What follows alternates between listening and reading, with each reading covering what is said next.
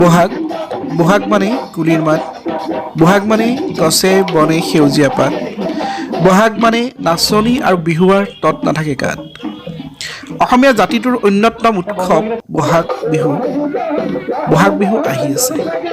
ৰঙিয়াৰ কণ কণ ছোৱালী, গাভৰু, বয়োজ্যেষ্ঠলৈ সকলো ব্যস্ত হৈ পৰিছে কঁকাল ঘূৰাই ঘূৰাই নাচিবলৈ। আকৌ একেদৰে সৰু সৰু ল'ৰাবোৰ, ডেকাবোৰো প্ৰস্তুত ঢোলত চাপৰ দিবলৈ, পেঁপাতি বজাবলৈ। ৰঙিয়াত সন্দীপ কলিতা সমন্বয় কলাকেন্দ্ৰৰ উদ্যোগত বিনামূলীয়াকৈ বিহু কৰ্মশালা অনুষ্ঠিত কৰা হৈছে যোৱা ২৬ মাৰ্চৰ পৰা অহা ২ এপ্ৰিললৈ।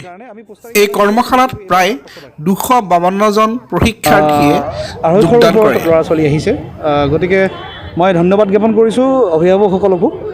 আৰু প্ৰশিক্ষক হিচাপে আমি গুৱাহাটীৰ পৰা মাতি আনিছিলোঁ বিহু সম্ৰাজ্ঞী নীলাক্ষী বৰগোহাঁই, বিহু সম্ৰাজ্ঞী ডিম্লী গগৈ, জ্যেষ্ঠ বিহুৱা ৰামচৰণ কলিতা, বিহুৱা ধনজিৎ দত্ত, বিহুৱা জিতুমণি দাস। তাৰোপৰি সহ প্ৰশিক্ষক হিচাপে আছে আমাৰ বিনীতা কলিতা, আপোনাৰ হীৰামণি কলিতা, তাৰপিছত আমাৰ সুস্মিতা দত্ত, ঋতিকা দত্ত, মিতালী দাস, এনেকৈ যথেষ্টখিনি প্ৰশিক্ষক আমি নিমন্ত্ৰণ জনাইছিলোঁ। তাৰ ফলত ল'ৰা ছোৱালীখিনিৰ যথেষ্টখিনি সুবিধা হৈছে।